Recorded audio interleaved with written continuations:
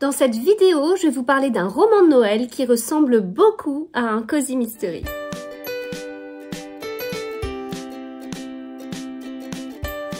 Bonjour à tous, j'espère que vous allez bien. On va parler de ce livre aujourd'hui, Noël est une arnaque, de Tamara Baliana. Et il m'a été conseillé par Ameline Books, qui est ma conseillère en romance. Voilà, moi qui débute dans ce genre, je me fie à ses avis. Je dois avouer qu'elle ne s'est pas trompée parce que j'ai relevé beaucoup de passages, j'ai adoré l'écriture, je me suis vraiment marrée à plus d'une reprise et ça fait beaucoup de bien. En plus, j'ai été agréablement surprise parce que ce livre a de bonnes allures de Cozy Mystery et moi qui adore les polars, notamment les Cozy Mystery, je ne pouvais être que conquise. On a un roman choral avec deux personnages, faut que je retrouve les noms car je n'ai aucune mémoire des prénoms, Clémentine et le gendarme Loris. Alors en plus Clémentine, c'est dommage que j'ai oublié ce prénom alors que j'adore ce prénom. Et le gendarme Loris, donc ça va être deux personnages qu'on va suivre, un roman choral, hein, donc on va suivre ces personnages en alternance. C'est très marqué au niveau de l'ambiance de Noël, même si le livre s'appelle Noël est une arnaque. Alors pourquoi est-ce qu'il s'appelle comme ça? C'est parce que c'est un graffiti qui a été mis devant, sur la devanture du salon de thé de Clémentine, qui arrive à peine dans ce village en Alsace. Elle aimerait bien se faire intégrer, bien intégrée, hein, et puis voilà, il y a cette inscription.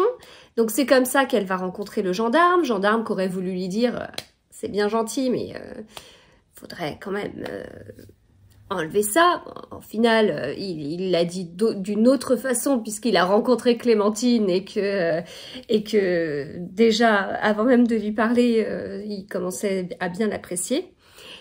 Et puis petit à petit, on va avoir un peu cette énigme, si vous voulez, de savoir qui a fait ça, qui a écrit ce message sur la devanture de Clémentine.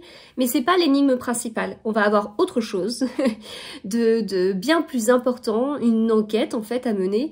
Et Clémentine va s'y mêler. Et donc c'est là qu'on se retrouve avec de grosses apparences de Cozy Mystery.